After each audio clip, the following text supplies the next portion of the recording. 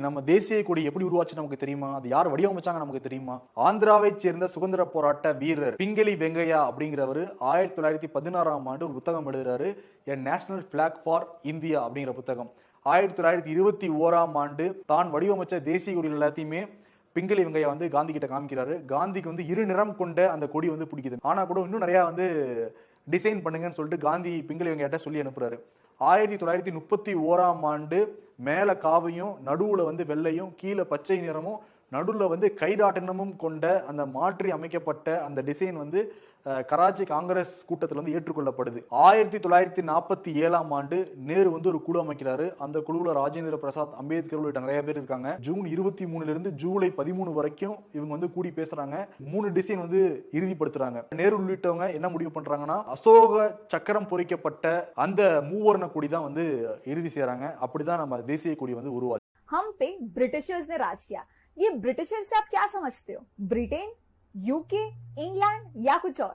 तो देखो, ये है यूरोप और इसकी जस्ट बाजू में ये जो ग्रुप ऑफ आइलैंड्स है ना, इसके बारे में हम बात करने वाले हैं। चलिए ध्यान से देखिए। इस पूरे एरिया को ब्रिटिश आइल्स कहते हैं, जिसमें 2 बड़े आइलैंड्स हैं। ये है आयरलैंड और ये है ग्रेट ब्रिटेन। आयरलैंड में है 2 कंट्रीज, नॉर्दर्न आयरलैंड और रिपब्लिक ऑफ आयरलैंड। वहीं ग्रेट ब्रिटेन में है 3 कंट्रीज, इंग्लैंड, स्कॉटलैंड और वेल्स। और ये ही है जिन्होंने इंडिया को रूल किया था। अब जब आप इन तीनों में नॉर्दर्न आयरलैंड को भी जोड़ते हैं तो बनता है यूनाइटेड किंगडम। अब इन चारों का एक कॉमन कैपिटल है लंदन, और ये है इनका कॉमन फ्लैग, और इन चारों का सेम पासपोर्ट भी है यूनाइटेड किंगडम के नाम से। என் தமிழிலம் தலைமுறையினர் இதை படிக்கணும். கைரேகை சட்டம் வெள்ளக்காரன் அங்கிருந்து வரும்போது ஒவ்வொருத்தரா சாதி மதமா பிரிச்சு பிரிச்சு அடிச்சிட்டு வரான். இங்க வரான், தென்னகத்துக்கு வரும்போது திணறான். குறிப்பா தமிழ்நாட்டுக்கு வரும்போது எவன்டா மூர்க்கமா சண்டை போடுவான்னு பாக்குறான். அந்த குடிகளை பிரிக்கிறான், அதுல கல்லறை எடுக்கிறான், போடுறான். குற்ற பரம்பரைடா, கைரேகை சட்டம் வைடாங்கிறான். கல்யாணம் புதுசானாலும் சரி, கட்னியா இருந்தாலும் சரி, வயது வந்தாலும் ஆம்பளை பொம்பளை எல்லாம் போய் போலீஸ் ஸ்டேஷன்ல கைது போகணும், கைரேகை வைக்கணும். நல்லா கொஞ்சிக்கணும். இப்ப இங்க போராட்டம் நடக்குது, பின்னாடி மரவருக்கு போடுறான். அப்ப 22 வயசுல படிச்சுட்டு நம்ம ஐயா வராது தெய்வ திருமணம் முத்துராமன் கிட்ட போராடுறாரு அங்க ராமநாதத்துல. இங்க இருக்கிறவர் அவரோட வகுப்பு தோழரையே என் நண்பன் முத்துராமன் போராடுறான், அவங்க போய் கூட்டி வரணும். ஐயா தலைமையில கூட்டி வர்றாங்க. என்ன சொல்றாரு தெரியுமில்ல, தினம் காவல் நிலையத்துல போய் இப்படி கைரேகை வச்சு அவமானப்படுறதுக்கு கட்ட விரல வெட்டி எறிங்கடா. பல ஆயிரம் இளைஞர்கள் வெட்டி எறிஞ்சிட்டான். அவனுடைய பிள்ளைகள் தான் நம்ம எல்லாம். दो सेकंड छत्रपति शिवाजी महाराज के वंशज शाहू महाराज ने अपने राज्य कोल्हापुर में सामाजिक न्याय स्थापित करने के लिए पहले इस देश में सबसे पहले कदम उठाई थी। 26 जुलाई 1902 यानी 119 साल पहले छत्रपति शाहूजी महाराज ने यह ऐलान कर दिया था कि उनके राज्य में सभी सरकारी नौकरियां और स्कूल कॉलेज में अब से दलित, पिछड़ों और आदिवासियों के लिए 50% आरक्षण दिया जाएगा। SC, ST, OBC का 50% आरक्षण देने वाला वो राजा महाराष्ट्र का था, वो राजा मराठा था। आज वही मराठा समाज महाराष्ट्र में अपने हक के लिए सड़क पर उतरा और न्याय मांग रहा है। उसे नहीं चाहिए, उसे अधिकार चाहिए। और मुझे थैंक यू. சாதி வேணான்றாரு. ஆனா சாதி வாரி கணக்கு சாதியை ஒழிக்கத்தாண்ட அந்த வேலையை ஆரம்பிச்சிருக்கேன். அது புரியுதா இல்லையா உனக்கு? நான் ஒரு டாக்டர், என்கிட்ட 10 நோயாளி வர்றான். உங்களுக்கு என்ன செய்யுது? தலைவலி, இந்தா இந்த மாத்திரை. உங்களுக்கு என்ன செய்யுது? வயிற்று வலி, இந்தா இந்த மாத்திரை. உங்களுக்கு என்ன செய்யுது? காய்ச்சல், இந்தா இந்த மாத்திரை. இது நோயை குணமாக்குறதுக்கான மருத்துவம்டா. என்னன்னே கேட்காம இருந்தா உனக்கு இந்த மாத்திரை, உனக்கு இந்த மாத்திரை, இந்த மாத்திரை. செத்து போவான்டா நோயாளி. நான் நோய் என்ன என்று கேட்பது நோயை தீர்க்க, நான் உன் சாதி என்ன என்று கேட்பது அதை ஒழிக்க. बाबा साहेब अम्बेडकर अपने एक स्पीच में कहते कि कॉन्स्टिट्यूशन बनाने का सही क्रेडिट BN राव को देना चाहिए, ना कि मुझे। BN राव ये कौन है? हमारा कॉन्स्टिट्यूशन इन देशों के कॉन्स्टिट्यूशन को स्टडी करके वहाँ से आइडियाज लेके बनाया है, और ये काम BN राव ने किया था। उन्होंने एक इनिशियल ड्राफ्ट तैयार किया, उस ड्राफ्ट को हमारे कॉन्स्टिट्यूशन असेंबली के पास भेजा। हमारे असेंबली ने उस पर ऑलमोस्ट 3 साल चर्चा की, और उसका जो भी कंक्लूजन निकलेगा उसे ड्राफ्ट करने का काम हमारे ड्राफ्टिंग कमेटी को दिया, जिसमें 8 मेंबर्स और उनके हेड हमारे बाबा साहेब आम्बेडकर थे। Please share this video because B.N. Rao deserves at least our acknowledgement. Doctor Bhimrao Ambedkar के बारे में 10 ऐसी बातें जिनके बारे में आपको जरूर जाननी चाहिए। नंबर 1, भारत के झंडे पर अशोक चक्र लगाने वाले डॉक्टर बाबा साहेब भीमराव अंबेडकर ही थे। नंबर 2, डॉक्टर अंबेडकर को लगभग 9 भाषाओं का ज्ञान था। नंबर 3, उन्होंने लगभग 21 साल की उम्र तक लगभग सभी धर्मों की पढ़ाई कर ली थी और बौद्ध धर्म ने उन्हें काफी प्रभावित किया। नंबर 4, एक बार भीमराव अंबेडकर ने गुस्से में कहा था कि मैं हिंदू पैदा तो हुआ हूँ लेकिन हिंदू मरूंगा नहीं, और आखिर अंत में ऐसा ही हुआ। उन्होंने साल 1956 में अपना धर्म बदलकर बौद्ध धर्म अपना लिया। नंबर 5, डॉक्टर अंबेडकर हिंदू महार जाति के थे जिन्हें समाज अछूत मानता था। नंबर 6, उनके पास लगभग 32 डिग्रियां थी जो भारत के सबसे पढ़े लिखे व्यक्ति के रूप में जाने जाते हैं। नंबर 7, ये बात बहुत ही कम लोग जानते हैं कि डॉक्टर भीमराव अंबेडकर ने 2 शादियां की थी। उनकी पहली पत्नी का नाम रमाबाई अंबेडकर था और उनकी दूसरी पत्नी डॉक्टर सबिता अंबेडकर थी। नंबर 8, वो आजाद भारत के सबसे पहले कानून मंत्री बने थे। नंबर 9, उनकी मौत के करीब 34 साल बाद 1990 में उनको भारत के सबसे बड़े पुरस्कार भारत रत्न से सम्मानित किया गया।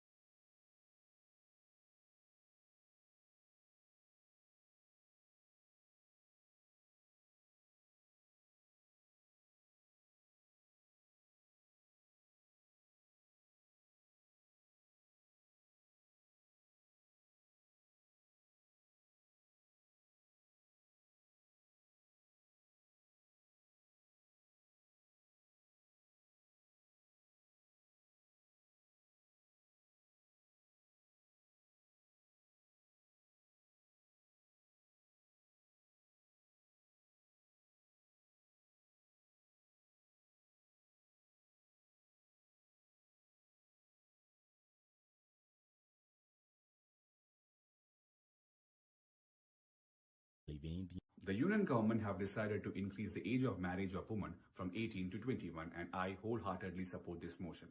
The reason of supporting this motion is because of something which I've seen in the society. Because some of my friends who were girls got married at the age of 18 and they were constantly complaining that they have lost something major in their life and they are unable to access education after getting married. And I have seen some of my friends who did not get married at the age of 18 constantly pressurized by their family members to get married as soon as possible, and they were in lot of stress and they were unable to focus on their present education.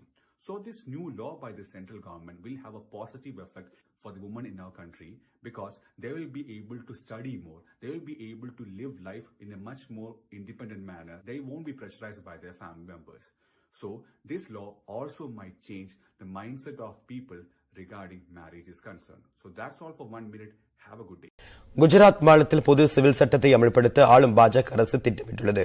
இந்நிலையில் அரசியலமைப்பு சட்டம் மற்றும் பொது civil சட்டம் இடையான வேறுபாடுகள் என்ன என்பதை இந்த தொகுப்பில் பார்க்கலாம். நம் நாட்டில் சட்டங்கள் 2 வகையாக பிரிக்கப்பட்டிருக்கின்றன. ஒன்று கிரிமினல் சட்டம், மற்றொன்று சிவில் சட்டம். இதில் கிரிமினல் சட்டம் எல்லோருக்கும் பொதுவானது. சிவில் சட்டத்தில் மட்டும் மதங்களுக்கு ஏற்ப சில தனிச்சட்டங்கள் உள்ளன. திருமணம், விவாகரத்து, வாரிசு, சொத்துரிமை, தத்தெடுத்தல், ஜீவனாம்சம் உள்ளிட்ட சிவில் விவகாரங்கள் குறித்து இந்த சட்டங்கள் தெளிவுபடுத்துகின்றன. சுதந்திர இந்தியாவில் பெரிதும் விவாதிக்கப்பட்ட விஷயங்களில் பொது சிவில் சட்டத்திற்கு ஒரு முக்கியமான இடம் உண்டு. இந்திய அரசியலமைப்பின் வழிகாட்டு நெறிமுறைகளின் கீழ் உள்ள 44வது பிரிவில் இந்தியா முழுமைக்கும் குடிமக்களுக்கு ஒரே விதமான பொது சிவில் சட்டத்தை கொண்டு வருவதற்கான நடவடிக்கைகளை அரசு எடுக்கலாம் என்கிறது. ஆனால் குடிமக்கள் அனைவருக்குமான பொது சிவில் சட்டம் என்பது திருமணம், சொத்துரிமை மற்றும் குடும்ப விவகாரங்கள் அனைத்திலும் மதத்தின் அதிகாரத்தை பறிக்கும் என்ற PMEGP ஸ்கீம்ல 10 லட்சம் கடன் வாங்கி சொந்த பிசினஸ் ஆரம்பிக்கணுமா? அது எப்படி வாங்கணுங்கிற சீக்ரெட்ஸ் தெரியணுமா? ஃப்ரீடம் ஆப்பை உடனே டவுன்லோட் பண்ணுங்க. வாதமே அனைத்து தரப்பிலும் பிரதானமாக முன்வைக்கப்படுகிறது. இத்தகையதொரு பொது சிவில் சட்டம் தற்போது அமலில் உள்ள இந்து, இஸ்லாம், கிறிஸ்தவ, பார்சி உள்ளிட்ட தனிநபர் சட்டங்கள் அனைத்துமே வெவ்வேறு அளவில் முரண்படுவதாக கூறப்படுகிறது. பொது சிவில் சட்டம் அரசியல் அமைப்பிற்கும் சிறுபான்மையினருக்கும் எதிரானது என இஸ்லாம் அமைப்புகள் தெரிவித்து வருகின்றன. ஆரம்பத்தில் இருந்தே பொது சிவில் சட்டத்தை பாஜக ஊக்குவித்து வரும் நிலையில் தற்போது மத்திய பாஜக ஆட்சியில் பொது சிவில் சட்டம் என்பது இந்து நெறிமுறை திணிப்பாகவே இருக்கும் என்ற கருத்தும் உள்ளது.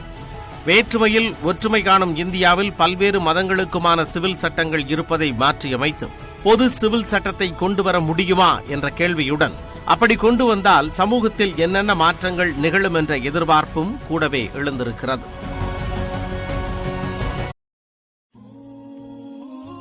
இஸ்லாமிய வங்கி முறையானது வட்டி அடிப்படையிலான வங்கி முறையை விட்டும் வேறுபட்டதா? இவ்விரண்டுக்கும் இடையே வேறுபாடு உள்ளதா? அல்லது வேறு பெயர் கொண்டு அழைக்கப்பட்டாலும் இவ்விரண்டும் ஒன்றுதானா? நீங்கள் என்ன சொல்கின்றீர்கள்? இவ்விரண்டும் ஒன்று என சொல்வீர்களாயின் அது நீங்கள் மட்டுமல்ல, 1400 வருடங்களுக்கு முன்பே இது பற்றி இஸ்லாம் இவ்வாறு கூறியது. அவர்கள் வியாபாரமும் வட்டியை போன்றதுதான் என்று கூறினார்கள். ஆனால் அல்லாஹ் வியாபாரத்தை ஹலாலாக்கி வட்டியை ஹராமாக்கியுள்ளார். வியாபாரத்துக்கும் இஸ்லாமிய வங்கிக்கும் இடையே உள்ள தொடர்பு என்ன? இஸ்லாமிய வங்கிக்கும் வட்டி அடிப்படையிலான வங்கி முறைக்கும் இடையிலான முக்கியமான வேறுபாட்டை சிறிது ஆராய்வோம். வட்டி அடிப்படையிலான வங்கியின் பிரதான செயற்பாடு பணம் எடுப்பதும் கடனாக கொடுப்பதுமாகும். இஸ்லாமிய வங்கியின் பிரதான செயற்பாடு ஒரு வியாபாரியை போல் தொழிற்படுவதாகும். வட்டி அடிப்படையிலான வங்கி போல் இல்லாமல் இஸ்லாமிய வங்கியின் வருமானம் வியாபாரத்திலிருந்தே பெறப்படுகின்றது. அதாவது பொருட்களை விற்பனை செய்தல், சொத்துக்களை குத்தகைக்கு விடுதல், வியாபாரங்களில் முதலீடு செய்தல் மற்றும் பல்வேறுபட்ட சேவைகளை வழங்குதல் ஆகும்.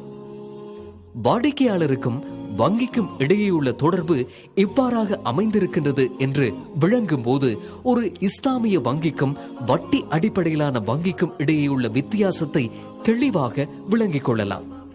வட்டி அடிப்படையிலான வங்கி செயற்படுவது கடனாளி மற்றும் கடன் கொடுப்பவர் என்ற கட்டமைப்பில் மாத்திரமே. ஆனால் இஸ்லாமிய வங்கி முறையானது பல்வேறுபட்ட வியாபார கட்டமைப்புகள் மற்றும் வியாபார தொடர்புகளின் அடிப்படையிலேயே செயற்படுகின்றது. அவற்றில் சிலவற்றை விவரிப்போம். வியாபார கட்டமைப்பில் விற்பனையாளர் மற்றும் கொள்வனவு செய்பவர் என்ற தொடர்பானது முராபகா என்று அழைக்கப்படும். இதன் மூலம் உருவாகக்கூடிய வருமானம் லாபமாகும். குத்தகை அடிப்படையில் குத்தகைக்கு விடுபவர் மற்றும் எடுப்பவர் என்ற கட்டமைப்பிலான தொடர்பு இஜாரா எனப்படும். இதனால் ஈட்டப்படும் வருமானம் வாடகையாகும். பங்குதாரர்கள் என்ற அடிப்படையில் மேற்கொள்ளப்படும் முதலீடு மற்றும் வியாபார தொடர்புகள் முதாரபா, முஷாரகா என்று அழைக்கப்படும். இதன் மூலம் ஈட்டப்படக்கூடிய வருமானம் லாபமாவதுடன் இது பங்குதாரர்களிடையே பகிர்ந்து கொள்ளப்படும். முகவர் அடிப்படையிலான தொடர்பு கட்டமைப்பு வகாலா என்று அழைக்கப்படும். இதன் வருமானம் அந்த முகவர் சேவைக்கான கட்டணமாகும். இதன் அடிப்படையில் இஸ்லாமிய வங்கி முறைமைக்கும் வட்டி அடிப்படையிலான வங்கி முறைமைக்கும் இடையே உள்ள வேறுபாட்டை புரிந்து கொள்வதற்கு ஒவ்வொரு நிதி செயற்பாட்டின் தொடர்பையும் கட்டமைப்பையும் விளங்கிக் கொள்ளுதல் மிக அவசியமாகும் என்பது தெளிவாகின்றது. இக்கட்டமைப்புகள் மற்றும் தொடர்புகள் பற்றி புரிந்து கொண்டதன் பின் இஸ்லாமிய வங்கி மற்றும் வட்டி அடிப்படையாக கொண்ட வங்கிக்கும் இடையே உள்ள வேறுபாடுகளை புரிந்து கொள்வது இலகுவாகும். இப்போது நாம் சாராம்சத்தை பார்ப்போம். 1400 ஆண்டுகளுக்கு முன் சிலர் செய்த அதே தவறை நீங்களும் செய்ய வேண்டாம். ஏனென்றால் முதலாவது, வியாபாரம் வட்டியிலிருந்து வேறுபட்டதாகும். இரண்டாவது, இஸ்லாமிய வங்கியின் அடிப்படை வியாபாரமாக அமைவதோடு வட்டி அடிப்படையிலான வங்கியானது வட்டி மீதே சார்ந்துள்ளது. மூன்றாவது, இஸ்லாமிய வங்கியின் லாபங்கள் வர்த்தக செயற்பாடுகளின் வெளிப்பாடாவதோடு அது விற்பனை மூலம் கிடைக்கும் லாபம், சொத்துக்கள் மூலம் கிடைக்கும் வாடகை, வியாபார முதலீடுகளிலிருந்து கிடைக்கும் லாப பகிர்வுகள் மற்றும் சேவை கட்டணங்கள் போன்ற வடிவங்களிலேயே அமையும். நான்காவது, இஸ்லாமிய வங்கி முறைமையை பற்றி புரிந்து கொள்வதற்கு இஸ்லாமிய வங்கி செயற்பாடுகளின் கட்டமைப்புகள் மற்றும் தொடர்புகள் பற்றி அறிந்து கொள்வது அவசியமாகும்.